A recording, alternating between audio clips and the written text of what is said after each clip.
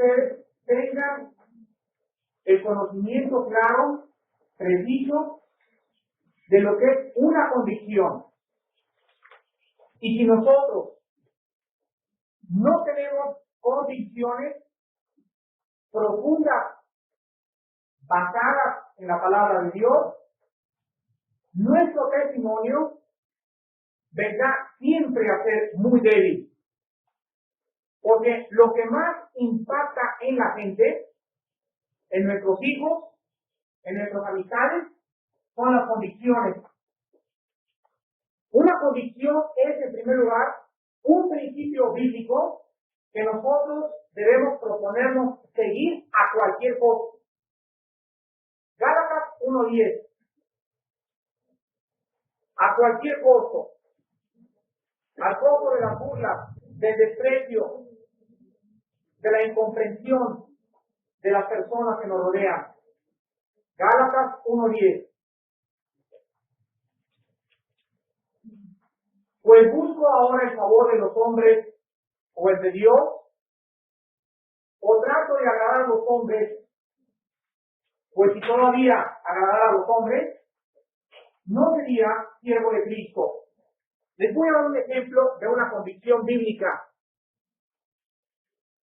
Hace como un año aproximadamente, un familiar mío tenía su niña de 12 años de edad. La niña iba a hacer su primera comunión. Le hablaban a mi hermana la menor para que fuera la madrina. Mi hermana la menor me habló por teléfono y me dijo: Armando, ¿debo ir a la primera comunión y aceptar ser madrina de esta pequeña niña? Yo le mostré algunos pasajes que les voy a mostrar en esta tarde.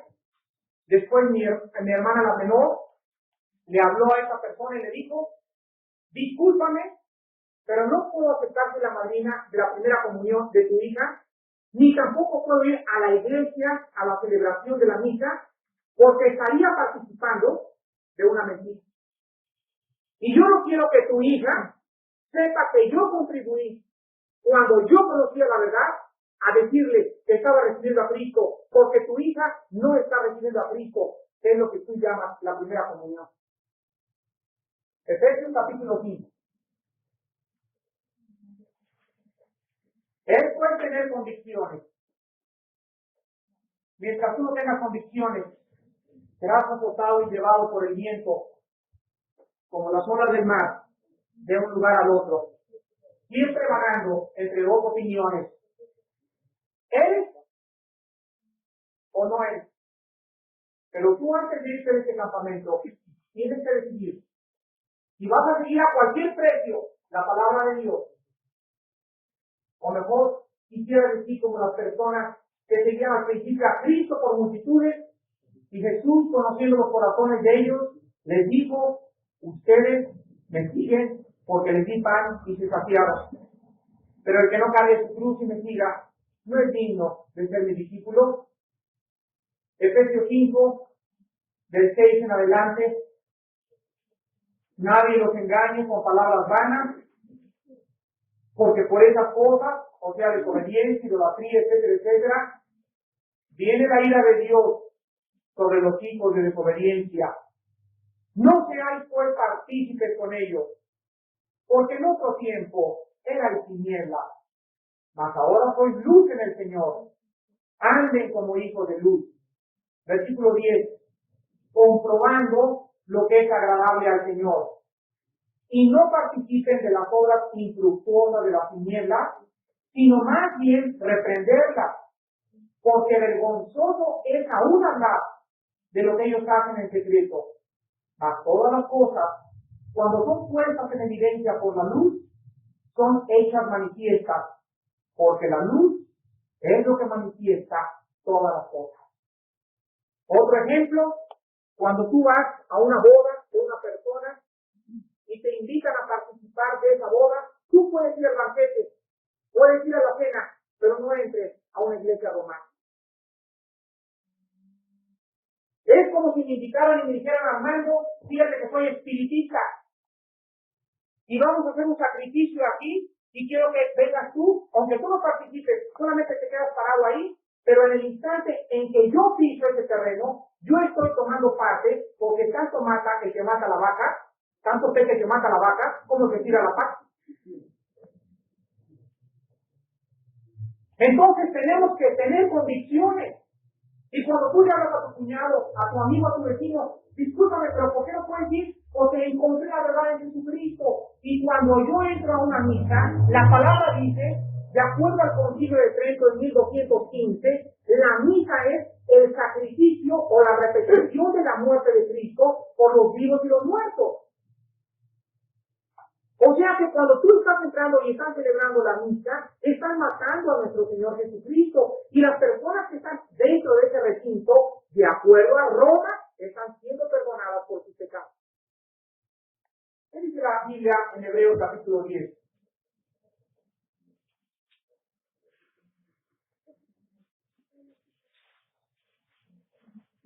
Hebreos capítulo 10, versículo 10 en adelante, del 10 al 14.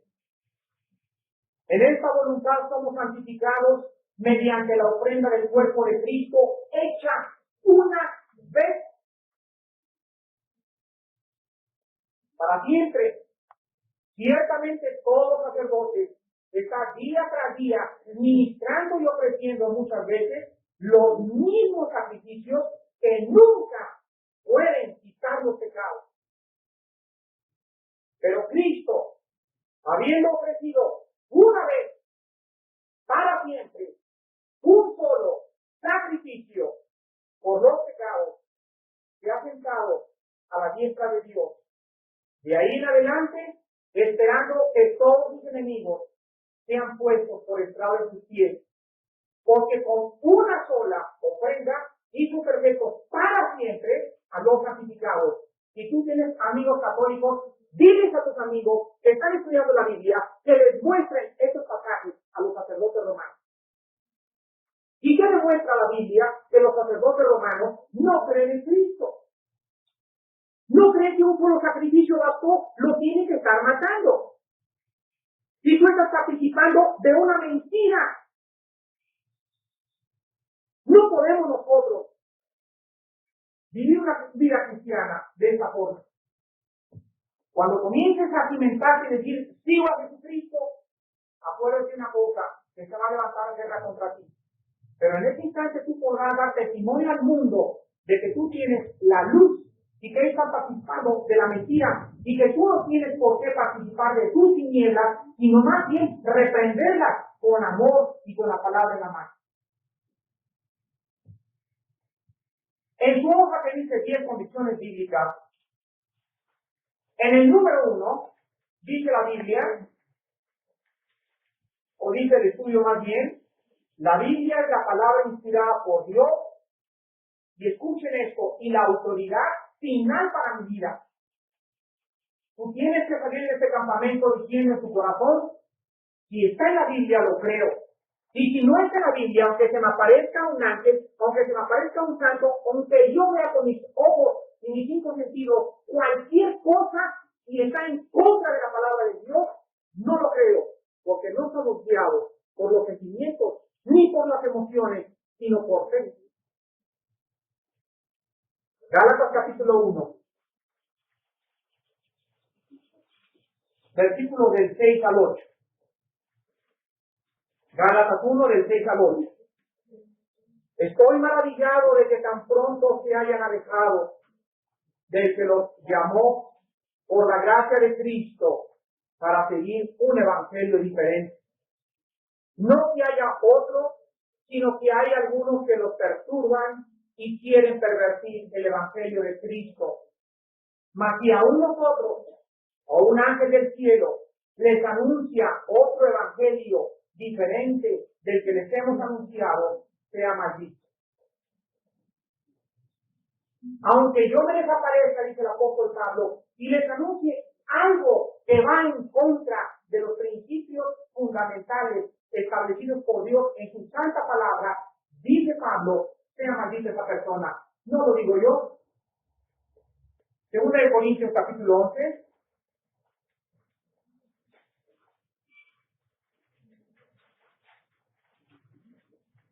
Versículos 3 y 4.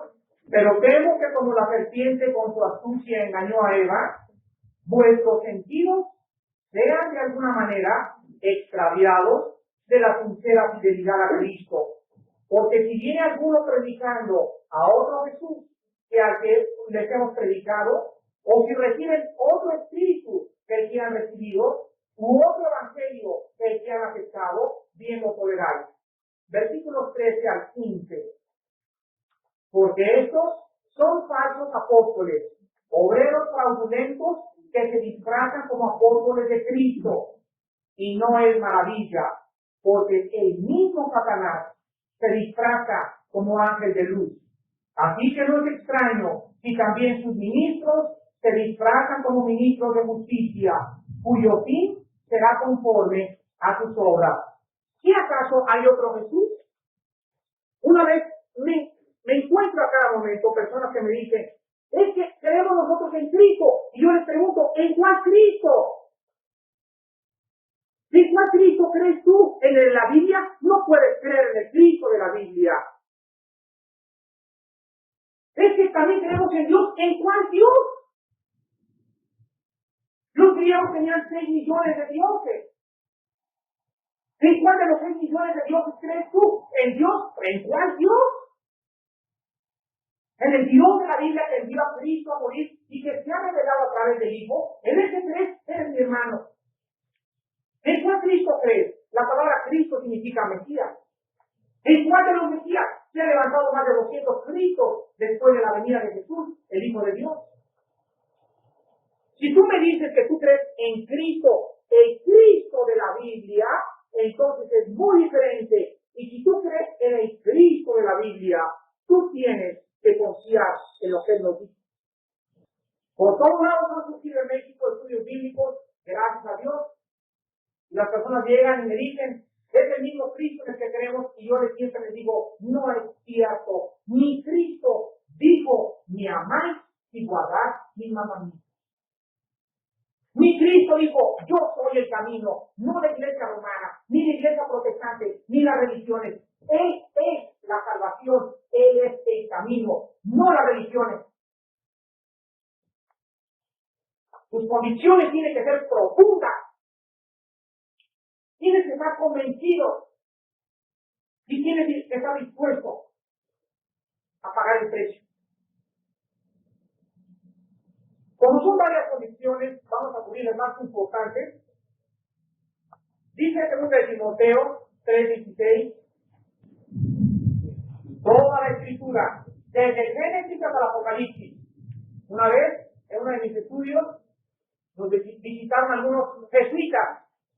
Ustedes saben, la formación de los jesuitas, o de la Compañía de Jesús, como le llama Roma, fue una organización formada por San Ignacio de Loyola, con el único propósito de matar a los cristianos en Francia y España. Con el único propósito de exterminar a los hugonotes, como les llamaban anteriormente a los cristianos, en Francia y España. Este jesuita entró a mi clase, lo llevaron unas personas, aquí hay alumnos que estaban en esa clase, y se levantó y nos dijo, solamente los evangelios son inspirados por Dios. Así nos dijo. Y yo le dije, ¿qué vamos a hacer con Lucas 23? Donde Jesucristo dice en los evangelios, porque los profetas y el Antiguo Testamento dieron testimonio de mí. El mismo Cristo dice en los evangelios que el Antiguo Testamento es inspirado, mi querido amigo religioso. Hay otras personas que me he encontrado y me han dicho, es que solamente la mitad de la Biblia es inspirada. Acaba de haber un congreso que se llama Conela, donde explicaron claramente los 66 libros de la Biblia, no más ni menos, son 66, son inspirados desde el Génesis hasta el Apocalipsis. Y escucha esto, no hay errores en la Biblia. Todas las contradicciones, yo me convertí buscando errores. Le dije a mi hermano, les voy a probar que la Biblia no es inspirada por Dios y que tiene errores humanos. Y mientras más me buscaba, más me di cuenta que estaba peleando con aquel que tumbó el caballo hace 2000 años a Pablo en el camino a Damasco y le dijo, Pablo, Pablo, ¿por qué me persigues? ¿No sabes que primero te vas a romper la cabeza antes de tumbar esa pared a cabezazos? ¿No sabes que estás peleando contra mí? No estás peleando contra los cristianos, soy yo al que tú persigues. Entonces, yo tengo que estar convencido de que la Biblia es inerrable y es inefable en todas sus declaraciones. Si hay una aparente contradicción, escucha la palabra aparente contradicción, el problema no es mío, perdón, el problema no es de Dios, el problema es mío, mi falta de comprensión, discernimiento y capacidad espiritual. Pero no encuentres, aquí hay una contradicción. Primero profundiza, ora y busca y encontrarás siempre la respuesta a tu problema. Cuando ha habido errores en la Biblia, han sido errores de traducción, pero nos remitimos siempre a los originales griegos. Les voy a poner un ejemplo, y quiero pasar más tiempo en esto, porque lo más importante de un cristiano, mientras el cristiano tenga dudas de la palabra de Dios, el cristiano no puede ser eficaz con la Biblia. Me encontré una vez a 3 sacerdotes católicos y me dijeron que la Virgen María no era cierto que había tenido más hijos. Entonces les dije, señores, vamos a analizar Mateo capítulo 13, donde dice que tuvo hijos y sus hermanos eran tal y tal y tal. ¿Qué dice el original griego?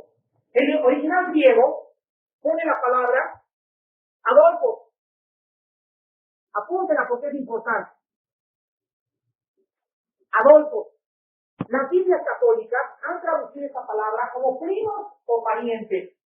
Pero sin embargo, el original griego nos dice que la palabra Adolfo son hijos de la misma madre. Mateo capítulo 13, en los 4 evangelios se encuentran los últimos versículos. La palabra Adolfo no es pariente, no es primos, es hijos. Y por último, quiero decirles también que la Biblia ha estado siendo editada con los libros que se llaman apócrifos, que son aproximadamente 11. Estos libros no fueron reconocidos por el canon judío, ni tampoco por los padres de la iglesia. Entre ellos se encuentran Eclesiásticos, Tobías, Judí, Saludía, Primero y Segundo de Macabeos, etcétera, etcétera. Contradice las demás escrituras, no hay profecías en esos libros, y de ninguna manera, de ninguna forma, se pueden llamar inspirados por Dios. Estos libros se encuentran en cualquier Biblia católica romana, que son la de Torres Jamás y la Naga Colunga. Pero cuando ustedes encuentren a un católico, testifiquenles con su Biblia, porque todo lo demás es igual. Déjenlos que le digan primos, que le digan todo lo que quieran, pero muestren ustedes el plan de salvación, que lo más importante, la salvación de sus almas.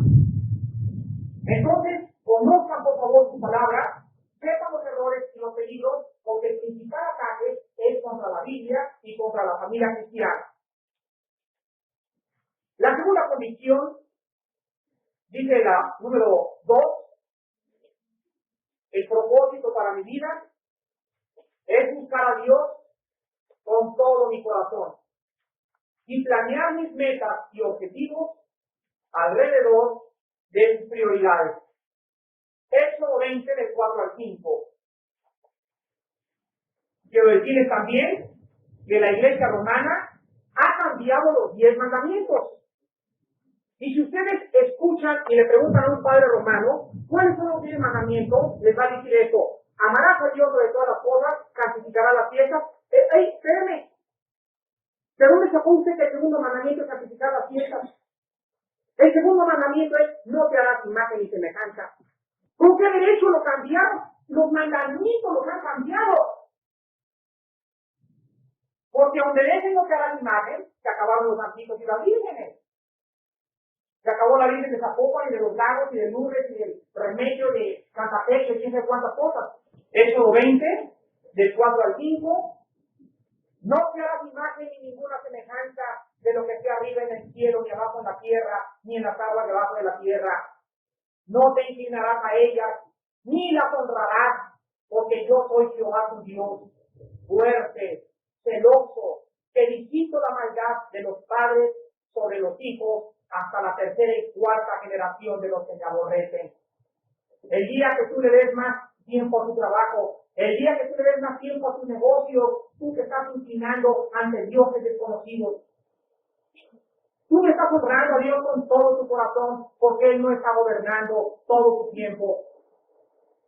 Nuestra prioridad máxima es amar a Dios con todo mi corazón y todas mis prioridades. Mis negocios tienen que girar alrededor de Cristo, no Cristo alrededor de mis negocios. La número 5 dice, mis hijos y mis nietos pertenecen a Dios, no a mí. Por lo tanto, es mi responsabilidad enseñarles los principios bíblicos, un carácter cristiano y las condiciones básicas. Ven ustedes Deuteronomio capítulo 6, versículo 6 al 7. Ahí lo tienen en sus estudios. Estas palabras que yo te mando hoy estarán sobre tu corazón y las repetirás a tus hijos y hablarás de ellas estando en tu casa, o sea, en las comidas y en los descansos, andando por el camino, o sea, ir y vuelta al trabajo, al acostarte, o sea, que te acostaste en la noche y cuando te levantes al empezar el día. Las atarás como una señal en tu mano y estarán como frontales entre tus ojos. Las escribirás en los postes de tu casa y en tus puertas.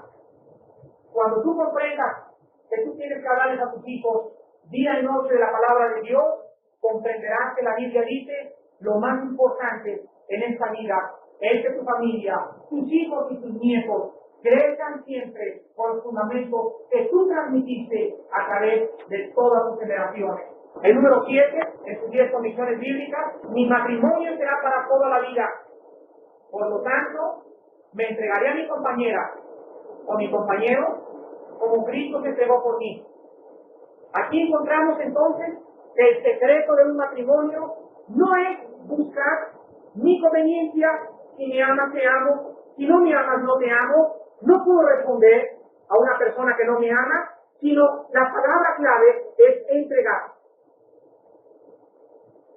Tengo que morir para poder entregarme a mi compañera. Si me quiere poner clavos en las manos, que me los ponga. Si le quiere poner clavos a tu esposa, pónselos. Pero la Biblia dice, yo tengo que entregarme a ella. Y no me importa si ella cambia o él cambia. Voy a dejarle a Dios lo demás. Yo voy a cumplir con las responsabilidades como cristiano, como cristiana, y le voy a dejar a Dios todas las demás cosas. Esa es la base de la vida cristiana. Vean 2 de Corintios capítulo 4, del 10 al 12. 2 de Corintios 4, del 10 al 12. Llevando en el cuerpo siempre por todas partes la muerte de Jesús, para que también la vida de Jesús se manifieste en nuestros cuerpos. Porque nosotros que vivimos siempre estamos entregados a muerte por causa de Jesús, para que también la vida de Jesús se manifieste en nuestra carne mortal.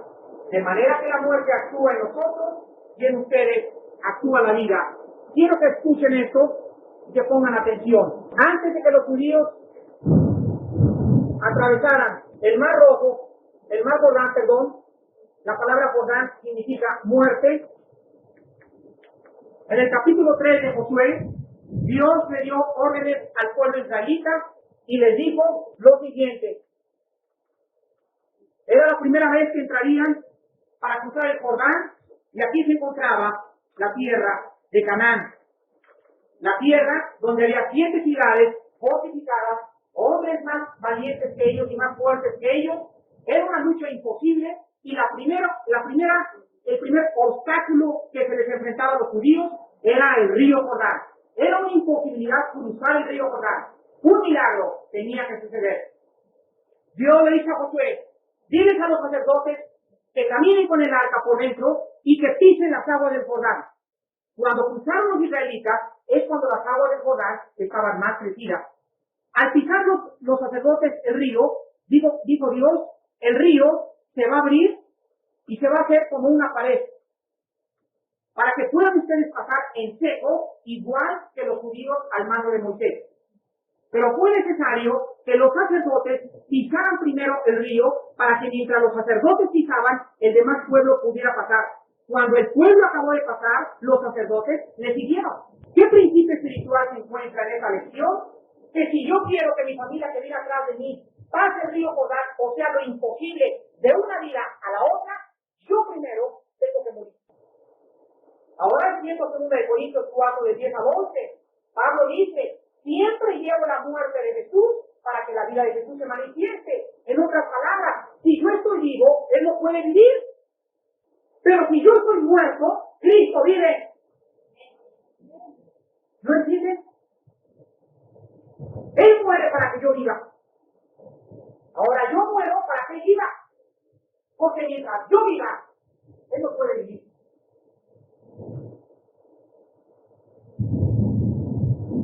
Hasta ahí lo vamos a dejar. El número 8.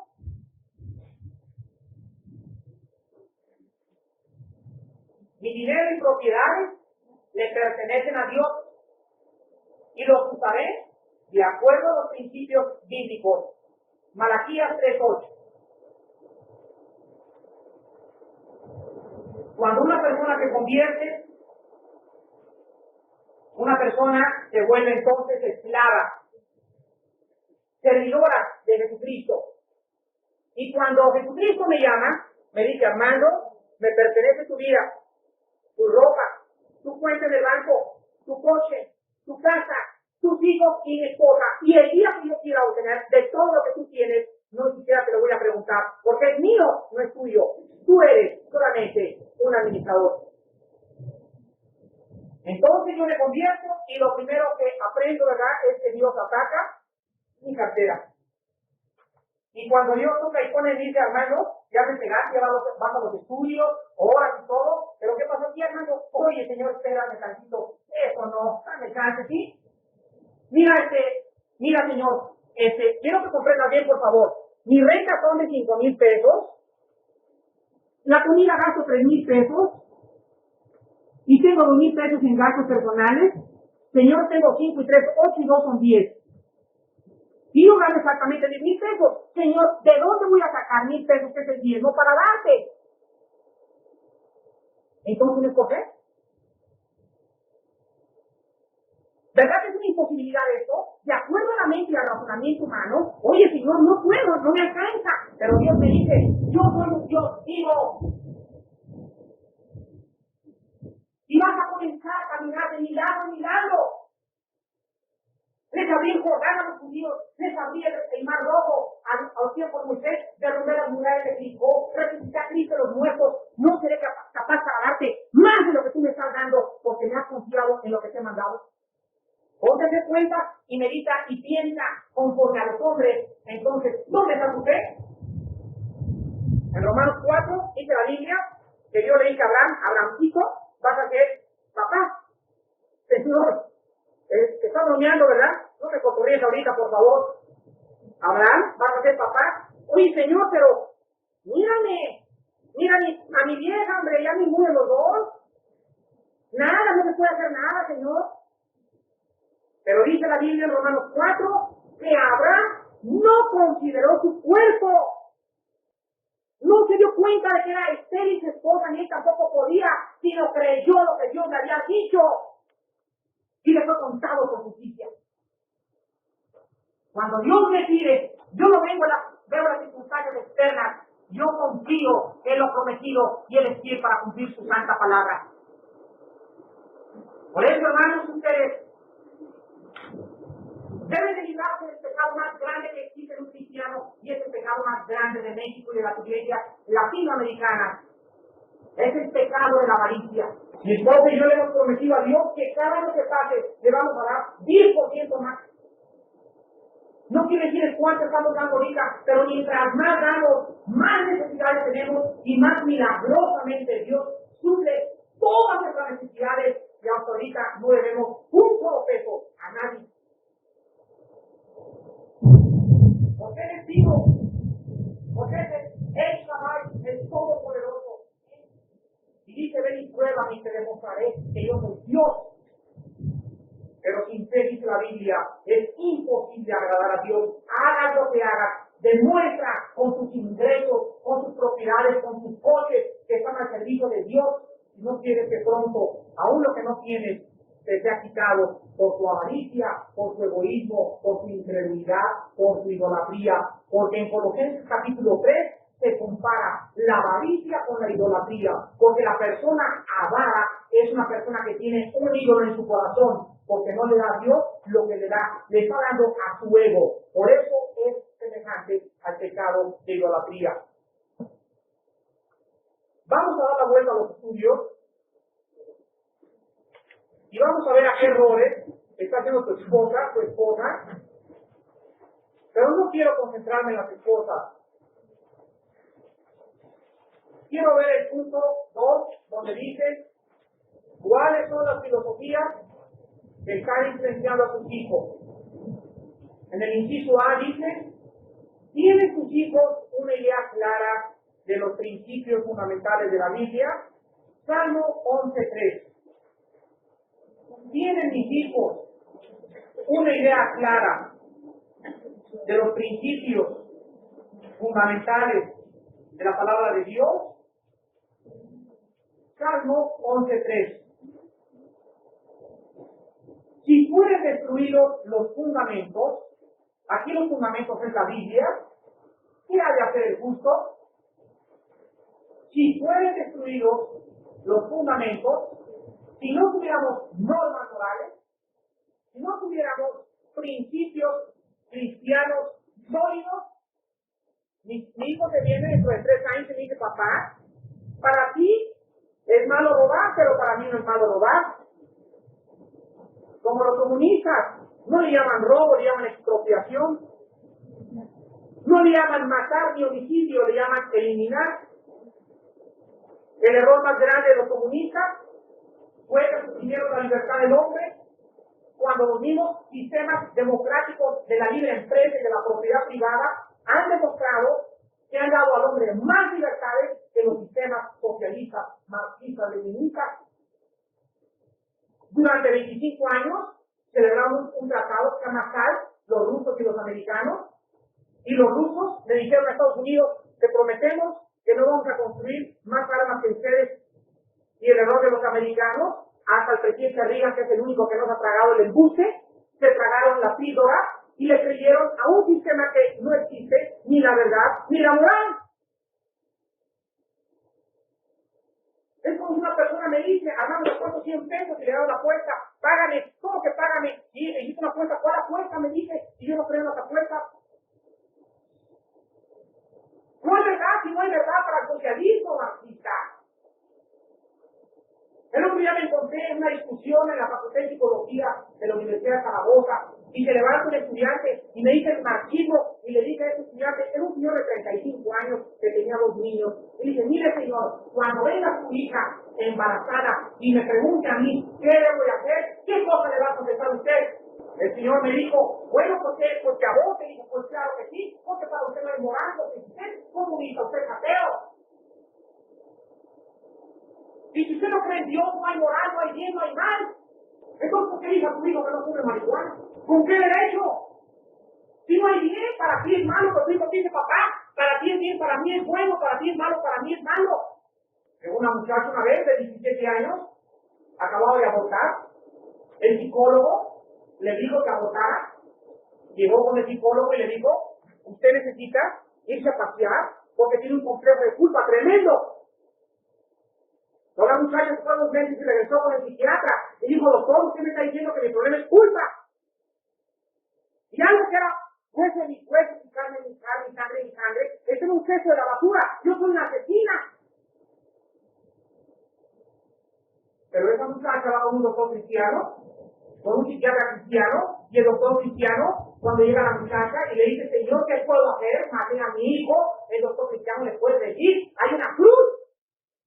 Y en esa cruz, tú puedes poner tus homicidios, tus latrocinios, tus robos, tus adulterios, tus rencores, tus odios, porque en la cruz de Cristo hay perdón.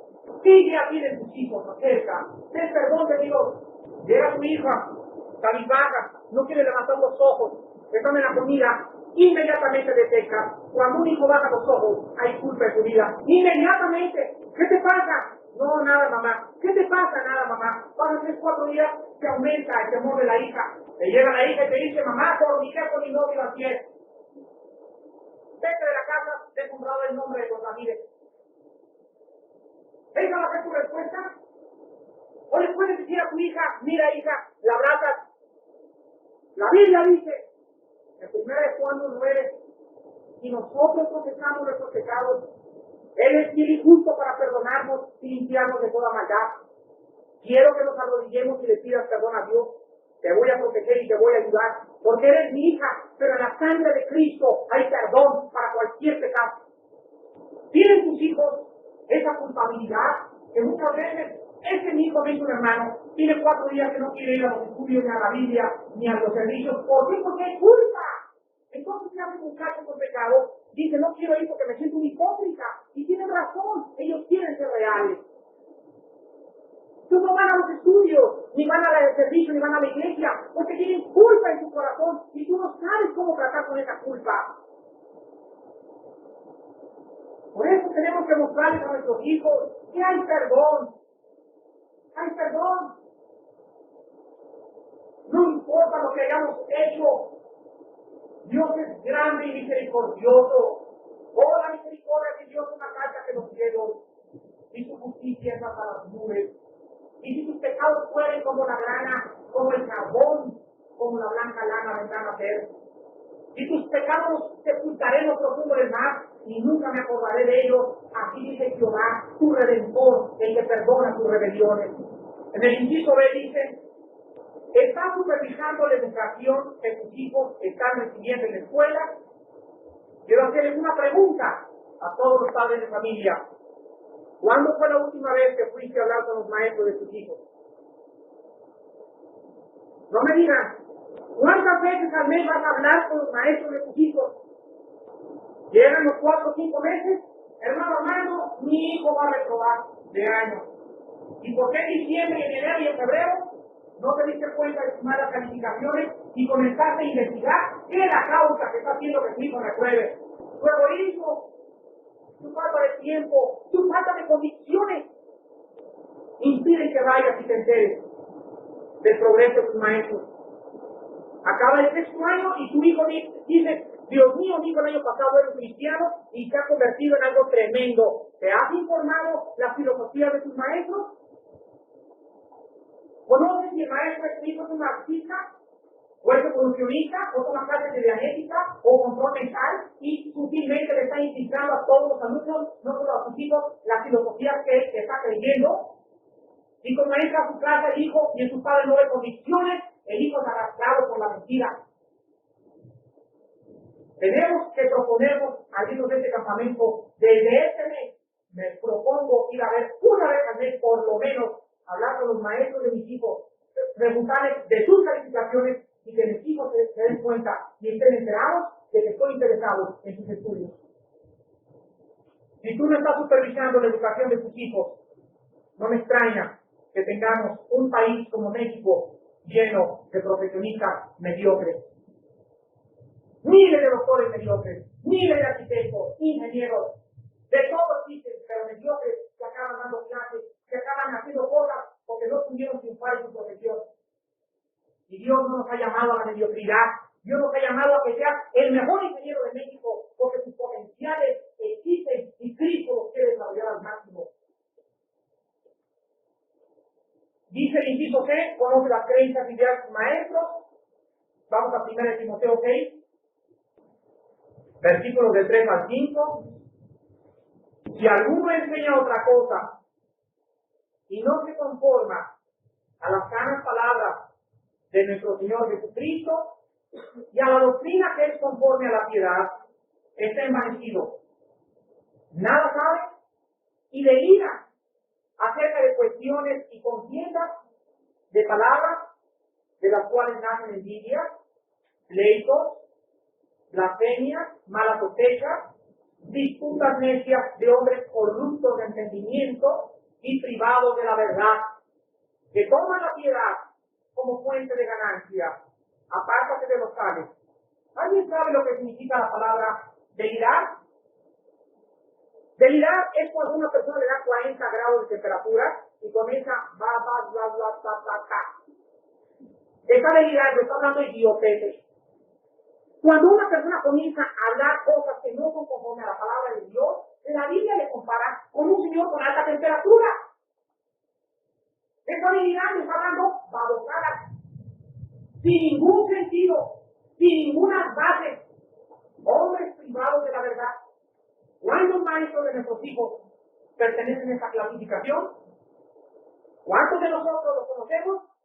¿Y cuántos de nosotros estamos ayudando a nuestros hijos a evitar y a triunfar, a ser vencedores sobre el mundo y la filosofía por medio de nuestra fe en Jesucristo? Luego la pregunta número 3. ¿Qué clase de preguntas están causando dudas en la Biblia? ¿Qué importante es esto? ¿Están tus hijos mirando hacia ti como tu más importante maestro?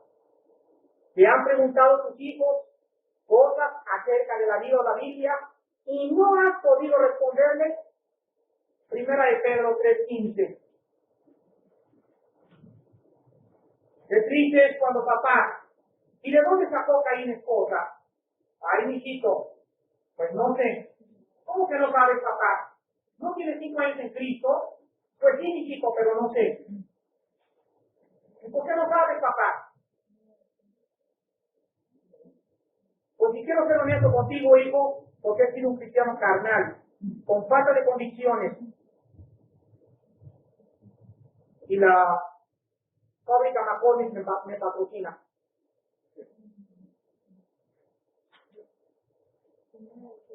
(3:15) Hay tantos estudios que nos santifiquen a Dios el Señor en sus corazones y estén siempre preparados para presentar defensa con mansedumbre y reverencia ante todo el que les demande razón de la esperanza que hay en ustedes. Siempre preparados para presentar defensa. Una cosa que es importante, cuando un hijo venga y te haga una pregunta de dónde sacó Caín esposa, de quiénes son los hombres de capítulo 6 de Génesis, que en Apocalipsis quiénes son los 24 ancianos, etcétera, etcétera, tú puedes decirle a tu hijo, no sé, hijo, quiero ser honesto, pero mañana te prometo que lo investigo. Armando, por favor, fíjate conmigo en esta pregunta. Hermano Gerardo, hay miles de cristianos maduros con preparación bíblica que les podemos ayudar a contestar, a guiar a sus hijos para que nunca se queden sin respuesta a lo que les pregunten. Papá, ¿es cierto que Cristo fue primer comunista? Ay, hijito, pues no sé, déjame pensar a ver arriba, a ver a mar. Dice el inciso C, ¿están tus hijos seguros de salvación? ¿Lo están? ¿Es que podemos perder la salvación? No. La salvación no se puede perder. Escuchen esto. Si la salvación se pudiera perder, ya no sería por gracia, sería por mérito.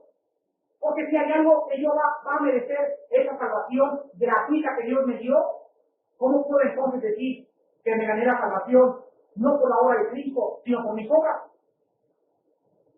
La salvación no se puede perder. Una vez salvo, siempre salvo. Pero la persona que conociendo, qué padre, con que no se puede perder la salvación, y comienza, como dicen, a arrastrar la bolija, lo más seguro es que no es salvo. Gálatas capítulo 5, versículo 13. Al cambio que ya soy salvo, papá, ¿verdad? Ya soy cristiano. Ya nos vemos, te voy a mandar postales. Voy a dar un volteón por ahí. Al cambio que Dios me va a disciplinar si soy su hijo. Entonces tú le muestras Gálatas 5:13. Porque ustedes, hermanos, a libertad fueron llamados. Solamente que no usen la libertad como ocasión para la carne, sino sírvanse por amor los unos a los otros. Segunda de Juan 9. No uses esa libertad para la carne, porque estarías tentando a Dios. Segunda de Juan, versículo 9. Cualquiera que se extravía y no persevera en la doctrina de Cristo, no tiene a Dios. El que persevera en la doctrina de Cristo, ese sí, tiene al Padre y al Hijo. Si tú me dices que una persona pasó al frente hace 3 años en la iglesia y recibió a Cristo y ahora está con un amante y ahora está emborrachándose, nunca recibió a Cristo. Primera de Juan 3:9, palabra de Dios. Todo aquel que es nacido de Dios no practica el pecado. Más claro no puede estar.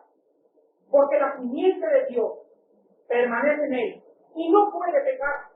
porque es nacido de Dios. Dice la Biblia, no que no peca, sino que no hace del pecado una práctica. Si tú me dices que recibes a Cristo y sigues con el vino, ¿verdad? Y ya tienes 2 años en Cristo y sigues con las amantes y estás todavía en tus pecadotes, dice 1 de Juan 2:19, salieron de nosotros, pero no eran de nosotros. Porque si hubieran sido de nosotros, habrían ¿qué? Permanecido con nosotros. Pero salieron para que se manifestara que no todos son de nosotros. Entonces, el que permanece es el que abandona el camino, nunca fue. Hay 2 corrientes teológicas, una se llaman los arminianos, otra se llaman los calvinistas. A los arminianos pertenecen la mayor parte de los grupos carismáticos y pentecostales. Ellos creen que se puede perder la salvación. La mayor parte de los grupos calvinistas no creen que se puede perder la salvación. Por eso la doctrina arminiana, teológicamente, es sumamente débil porque sus bases son poco bíblicas. Usan 3 o 4 pasajes para demostrar que la salvación se puede perder. Pero cuando tú te encuentres una persona de esas, solamente pregúntale, muy bien, entonces la salvación es por gracia o es por obra.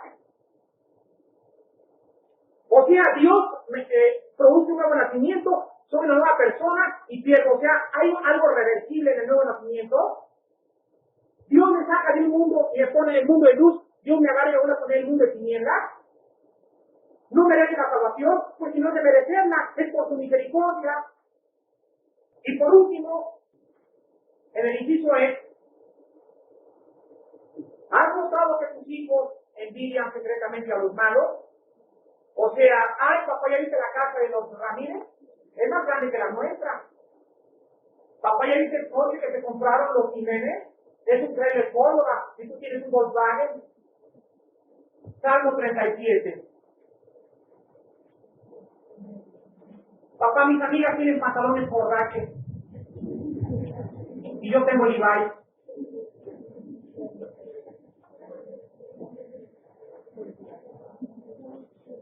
Ahí van a comprar el borracho porque su amiga tiene borracho. Papá están cabezones. Salmo 37, Dios le dice a David, mira David, no te impacientes a causa de los malignos, no tengas envidia de los que hacen iniquidad, porque como hierba serán pronto cortados y como la hierba verde se secarán. Confía en Jehová, haz el bien, habitarás en la tierra y te apacentarás de la verdad. Deleítate a ti mismo en Jehová y Él te concederá las peticiones de tu corazón. Encomienda a Jehová tu camino, confía en Él y Él hará. Exhibirá tu justicia como la luz y tu derecho como el mediodía. Guarda silencio ante Jehová y espera en Él. No te alteres con motivo del que prospere en su camino por el hombre que hace maldades. Sigamos ahí en los salmos y les quiero mostrar otro salmo. Salmo 49, del 16 al 20. Este no está en sus estudios, agréguenlo. En el inciso E. Salmo 49, del 16 al 20. No temas cuando se enriquece alguno, cuando aumenta la gloria de tu casa, porque cuando muera no llevará nada, ni los pantalones borrachos, ni descenderá tras él su gloria, aunque mientras viva llame dichosa su alma, y sea loado cuando prospere. Entrará en la generación de sus padres y nunca más verá la luz. El hombre que se honra y no entiende, semejante es a las bestias que permiten. La perspectiva de Dios es tan diferente de la perspectiva humana, y el problema del ser humano es que quiere comprender los pensamientos de Dios. Dios dice, mis pensamientos no son vuestros pensamientos. El hombre tiene una perspectiva del mundo, del amor, de la justicia, del éxito. Y Dios tiene otra perspectiva del amor, de la justicia y del éxito, y tenemos que elevarnos a la perspectiva de Dios, porque estamos equivocados en nuestros conceptos humanos del amor, la justicia y el éxito. Dios dice, no te envanezcas en la sabiduría. Aquí en el mundo es alabado el que tiene títulos nobles, el que tiene premios de literatura, el que tiene cosas por héroes, etcétera. Pero yo me alabo en aquellos que me conocen, porque esto es lo que yo quiero, dice Jehová. Como el hombre ha perdido su identidad, dice, ¿en qué fábrica trabajo en Israel de México? Soy el licenciado fulano de tal, es el doctor fulano de tal. Y cuando vemos a los apóstoles escribir, escriben Pablo, siervo de Dios. Pero el apóstol de Jesucristo por su voluntad divina, porque nosotros hemos recobrado nuestra identidad, somos hijos de Dios y no necesitamos que nos apantalle nadie en este mundo. Pongamos nuestros ojos en el cielo, pongamos nuestros ojos en las trompetas que están sonando, anunciando la venida de Cristo en los aires. Levanten sus armas, hermanos, vístanse como la luz, sean hijos verdaderos, santos en medio de una generación que se está pudriendo por medio de sus pasiones. Seamos leales a los principios bíblicos, tengamos convicciones profundas y anunciemos el Evangelio de la gracia de Dios, porque nada se compara con las glorias y han de manifestarse en nuestras vidas. Inclinemos el rostro.